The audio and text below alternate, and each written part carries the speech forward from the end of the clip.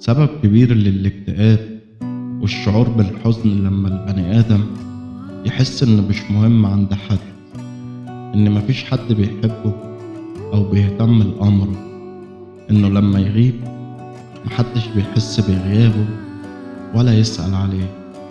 والشعور ده صعب جدا، وصعوبته ووجعه إنه بيحصل والإنسان حواليه ناس كتير، أهل وعيلة وصحاب، لكن حاسس إنه مهمل.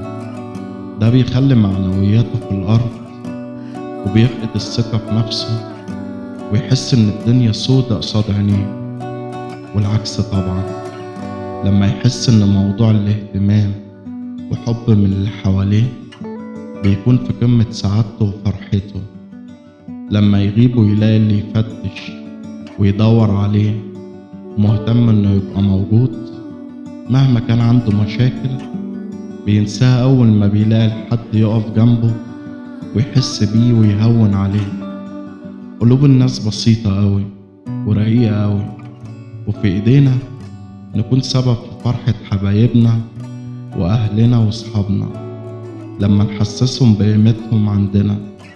سؤال مش هياخد دقيقة، بس بيفرق كتير وبيكبر الخاطر، وده أحلى حاجة ممكن أي حد يقدمها لأي إنسان، إنه يكبر خاطره ويكون سبب في سعادته.